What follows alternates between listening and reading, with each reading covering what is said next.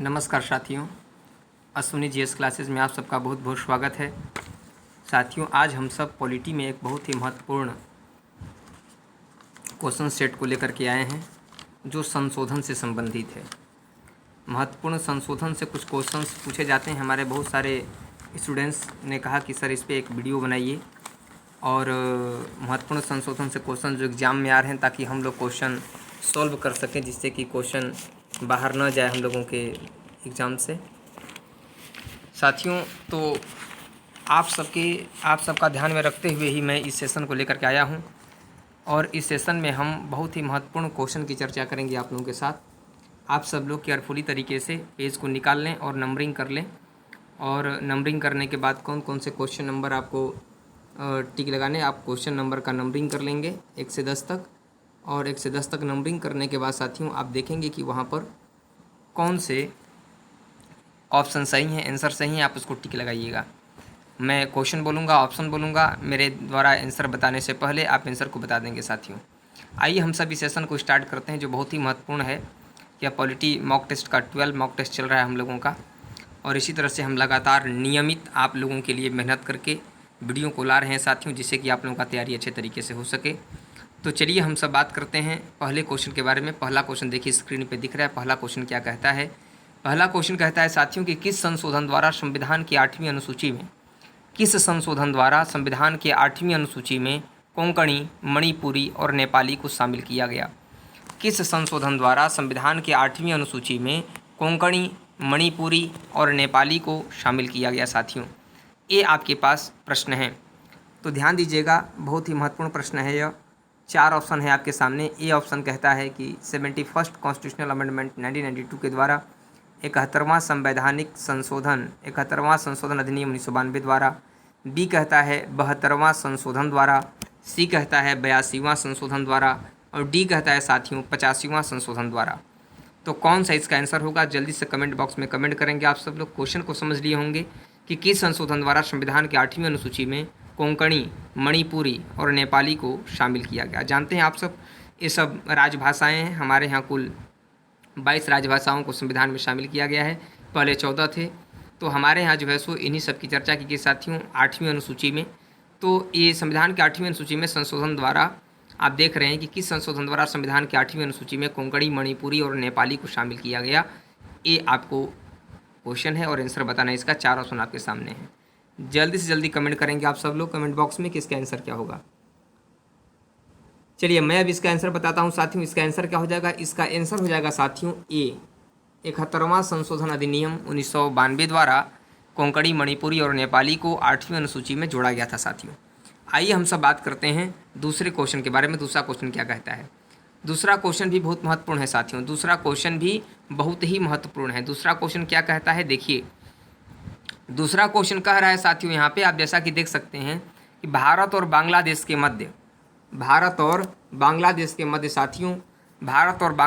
मध्य भूमि समझौता किस संशोधन द्वारा हुआ? भारत और बांग्लादेश के मध्य भूमि समझौता किस संशोधन द्वारा हुआ था? ए ऑप्शन है 98वां संशोधन द्वारा। बी ऑप्शन है 99वां संशोधन द्वारा। सी ऑप्शन है 100वां संशोधन द्वारा। और डी ऑप्शन है साथियों 101वां संशोधन द्वारा। ये आपके पास संशोधन है साथियों। तो आप यहाँ पर देख रहे हैं कि महत्वपूर्ण प्रश्न है यह मोदी के कार्यकाल में ही हुआ था। तो भारत और बांग्लादेश के मध्य भूमि समझौता किस संशोधन द्वारा हुआ था? ए 98वां संशोधन द्वारा, बी 99वां संशोधन द्वारा, सी 100वां संशोधन द्वारा और डी 101वां संशोधन द्वारा। साथियों जल्दी से जल्दी कमेंट करेंगे आप सब लोग, इसका आंसर क्या होगा? जल्दी से कमेंट करेंगे साथियों। इसका आंसर हो जाएगा साथियों, चलिए मैं अब इसके आंसर को बताता हूँ। इसका आंसर हो जाएगा साथियों सी हो जाएगा। क्या हो जाएगा? सी हो जाएगा साथियों। 100वां संशोधन अधिनियम के द्वारा ही भारत और बांग्लादेश के बीच में भूमि समझौता किया गया था। किस संशोधन के द्वारा? तो 100वां संशोधन के द्वारा। कंफर्म याद कर लेंगे आप सब लोग। आइए हम बात करते हैं अगले प्रश्न की ओर करते हैं कि अगला प्रश्न क्या है हम लोगों का। अगला प्रश्न बहुत ही महत्वपूर्ण है साथियों। अगला प्रश्न देखिए क्या कहता है। अगला प्रश्न थोड़ा सा बड़ा है। क्या कहता है कि किस संशोधन द्वारा अनुच्छेद 352 में राष्ट्रीय आपातकाल की उद्घोषणा के संदर्भ में आंतरिक अशांति मीन्स इंटरनल डिस्टर्बेंस के स्थान पर सशस्त्र विद्रोह आर्म्स रिवेलियन शब्द जोड़ दिया गया साथियों। ये आपने सुना होगा, मैं थ्योरी सेशन में जब आपातकाल पढ़ाया था तो वहाँ पर चर्चा किया था। और यहाँ पर आप ध्यानपूर्वक देखें किस संशोधन द्वारा पूछ रहा है कि किस संशोधन द्वारा अनुच्छेद 352 में, किस संशोधन द्वारा अनुच्छेद 352 में राष्ट्रीय आपातकाल की उद्घोषणा के संदर्भ में आंतरिक अशांति मीन्स इंटरनल डिस्टर्बेंस के स्थान पर सशस्त्र विद्रोह शब्द जोड़ दिया गया साथियों। पहले आंतरिक अशांति था, लेकिन आंतरिक अशांति के स्थान पर अब जोड़ दिया गया शब्द साथियों, तो सशस्त्र विद्रोह शब्द जोड़ दिया गया वहाँ पर। तो कब जोड़ा गया, इसी के बारे में चर्चा करना है, किस संशोधन के द्वारा जोड़ा गया। पहले आंतरिक अशांति शब्द था जब इंदिरा गांधी ने 1975 में राष्ट्रीय आपातकाल लागू की थी, लेकिन उनके द्वारा जब ये दुरुपयोग किया गया इस शब्द का, उसके बाद से आंतरिक अशांति के शब्द को हटा करके सशस्त्र विद्रोह कर दिया गया। तो किस संशोधन के द्वारा सशस्त्र विद्रोह किया गया था साथियों, इसी को आपको आंसर बताना है। तो 4 ऑप्शन आपके सामने देखिए दिया हुआ है। ए ऑप्शन कहता है कि 42वां संशोधन द्वारा, बी कहता है 44वां संशोधन द्वारा, सी कहता है 52वां संशोधन द्वारा, और डी कहता है 73वां संशोधन द्वारा। ये 4 ऑप्शन है। कमेंट जल्दी से जल्दी करेंगे आप सब लोग साथियों, कि कमेंट करके बताएं जल्दी किसका आंसर क्या होगा, कि क्या इसका आंसर होगा साथियों। यह आपका कौन सा प्रश्न है साथियों, आप देख रहे होंगे। यह आपका जो है तीसरा प्रश्न चल रहा है। तीसरे प्रश्न का आंसर आपको बताना है साथियों।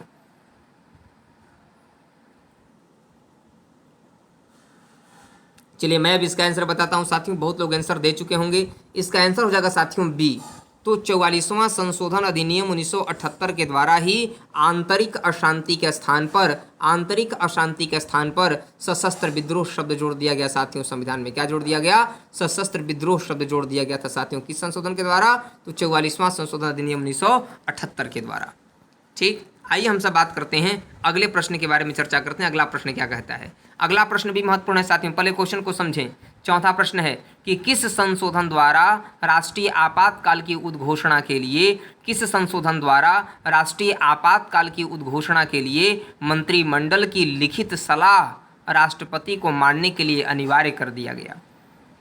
क्वेश्चन को समझ रहे हैं, मतलब राष्ट्रीय आपातकाल के समय राष्ट्रीय आपातकाल की घोषणा राष्ट्रपति मंत्रिमंडल की लिखित सूचना के आधार पर ही कर सकता है। यह प्रावधान किस संशोधन के द्वारा दिया गया, यही प्रश्न पूछा जा रहा है साथियों। तो हम क्वेश्चन पढ़ते हैं कि किस संशोधन द्वारा राष्ट्रीय आपातकाल की उद्घोषणा के लिए मंत्रिमंडल की लिखित सलाह राष्ट्रपति को मानने के लिए अनिवार्य कर दिया गया साथियों। तो 4 ऑप्शन देखिए यहाँ पर दिए गए हैं, इनमें से आपको आंसर बताना है साथियों कि 24वां संशोधन के द्वारा, 25वां संशोधन के द्वारा, 42वां संशोधन के द्वारा या 44वां संशोधन के द्वारा साथियों। कौन सा इसका आंसर होगा, जल्दी से जल्दी कमेंट बॉक्स में कमेंट करेंगे आप सब लोग, इसका आंसर क्या होगा।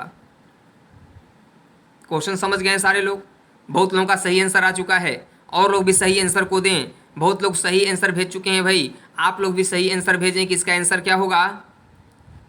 तो इसका आंसर हो जाएगा साथियों, इसका आंसर हो जाएगा साथियों 44वां संशोधन द्वारा। क्या हो जाएगा साथियों, 44वां संशोधन द्वारा हाँ राष्ट्रीय आपातकाल की उद्घोषणा के लिए मंत्रिमंडल की लिखित सलाह मानना राष्ट्रपति के लिए बाध्य किया गया। जब तक मंत्रिमंडल लिखित सलाह नहीं देता, लिखित रिपोर्ट नहीं देता, तब तक राष्ट्रपति राष्ट्रीय आपातकाल की घोषणा नहीं कर सकता। तो किस संशोधन के द्वारा अनिवार्य कर दिया गया, 44वां संशोधन अधिनियम 1978 के द्वारा साथियों।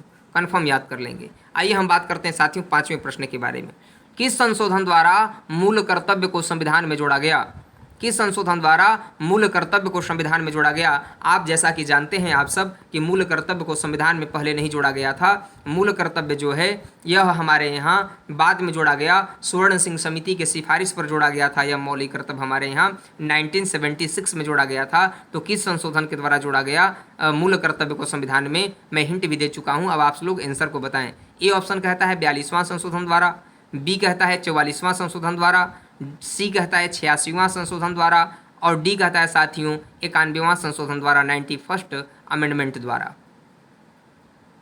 इसका आंसर क्या होगा, कमेंट जल्दी से जल्दी करेंगे आप सब लोग। बहुत अच्छा बहुत अच्छा बहुत अच्छा परफॉर्मेंस आप लोगों का चल रहा है साथियों। इसी तरह से आप लोग अपने परफॉर्मेंस को, अपनी एनर्जी को बनाए रखें और ऐसे ही क्वेश्चन के आंसर को देते रहें। बहुत अच्छे ऐसे क्वेश्चन का आंसर यदि आप लोग देते रहेंगे तो मुझे भी लगेगा कि बच्चे जो पढ़ाया जा रहा है उसे लर्न कर रहे हैं, सीख रहे हैं साथियों। इसका मतलब थ्योरी क्लास आप लोगों ने अच्छे तरीके से पढ़ा है। तो बहुत अच्छे तरीके से आप लोग आंसर दे रहे हैं। कुछ लोगों का गलत है। मैं अब इसके आंसर को बताता हूं साथियों। तो मूल कर्तव्य को जो जोड़ा गया संविधान में वह 42वां संशोधन अधिनियम 1976 में जोड़ा गया था साथियों। 42वां संशोधन अधिनियम 1976 में जोड़ा गया था साथियों। ये आप याद कर लेंगे। ये 5वां प्रश्न है आपका। समझ गए साथियों, बहुत ही महत्वपूर्ण प्रश्न था, जरूर आप लोग याद कर लेंगे, कई बार क्वेश्चन एग्जाम में पूछा गया है। अब देखिए अगला प्रश्न की चर्चा करते हैं साथियों, छठे प्रश्न की। यह भी क्वेश्चन बहुत महत्वपूर्ण है। एलएलबी एंट्रेंस में यह क्वेश्चन पूछा जा चुका है, बीएचयू एलएलबी में या अदर एग्जाम में भी पूछे जाते हैं साथियों। किस संशोधन द्वारा प्रीवी पर्श तथा विशेषाधिकार, ध्यान से समझिएगा, किस संशोधन द्वारा प्रीवी पर्श और तथा विशेषाधिकार से संबंधित संविधान के अनुच्छेद 291 और अनुच्छेद 362 में 362 का विलोपन कर दिया गया, समाप्त कर दिया गया। किस संशोधन द्वारा प्रीवी पर्स तथा विशेषाधिकार से संबंधित संविधान के अनुच्छेद 291 और अनुच्छेद 362 का विलोपन कर दिया गया साथियों।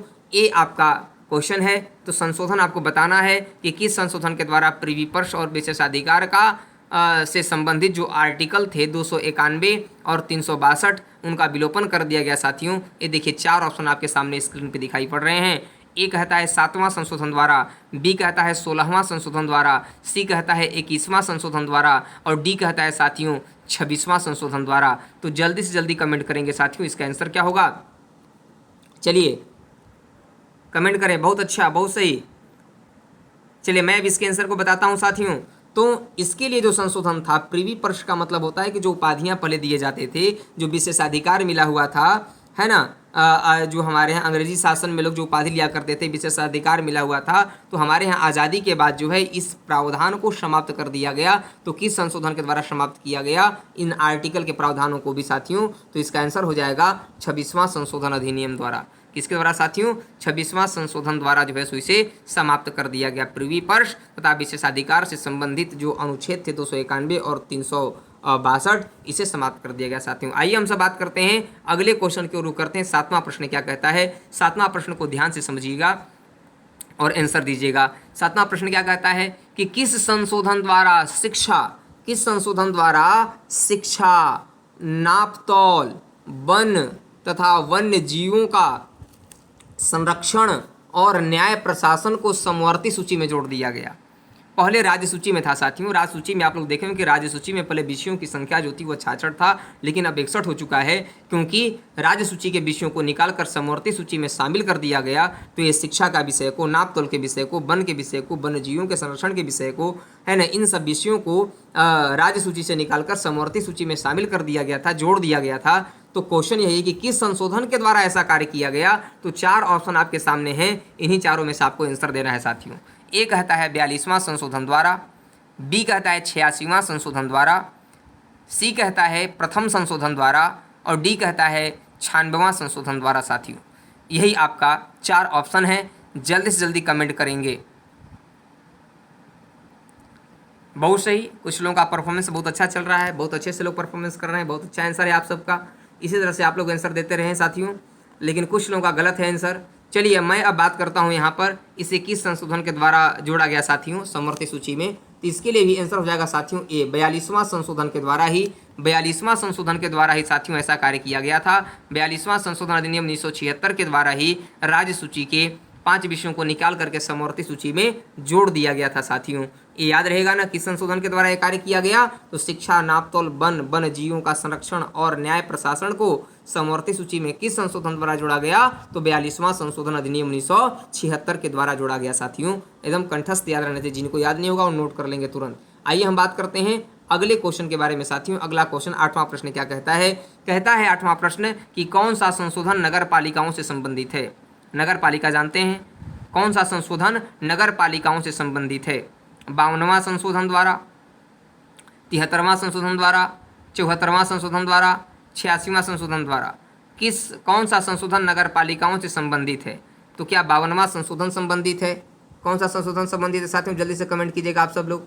क्या 52वां संबंधित है ना, क्या 52वां संबंधित है, क्या 73वां संबंधित है, क्या 74वां संबंधित है, क्या 86वां संबंधित है साथियों। कमेंट जल्दी से जल्दी करेंगे आप लोग, जल्दी से जल्दी कमेंट करेंगे आप सब लोग साथियों। इसका आंसर क्या होगा, कमेंट जल्द से जल्द करेंगे आप सब लोग साथियों, कमेंट जल्द से जल्द करेंगे। इसका आंसर क्या होगा साथियों? तो आंसर इसका हो जाएगा, चलिए मैं बताता हूँ कि कौन सा संशोधन नगर पालिकाओं से संबंधित है। तो नगर पालिकाओं से जो संबंधित है साथियों, वो कौन सा संशोधन है? आपका यहाँ द्वारा नहीं होगा इसलिए मैं इसे हटा दे रहा हूँ। कौन सा संशोधन नगर पालिकाओं से संबंधित है साथियों? तो आप इसे याद करने के लिए याद कर लेंगे 74वां संशोधन अधिनियम जो है साथियों, 74वां संशोधन अधिनियम 1992 जो था साथियों, वह किससे संबंधित है? तो नगर पालिकाओं से संबंधित है। यदि 73वां पूछेगा तो 73वां संशोधन अधिनियम 1992 साथियों किससे संबंधित है? तो पंचायती राज व्यवस्था से संबंधित है। वह किससे संबंधित है?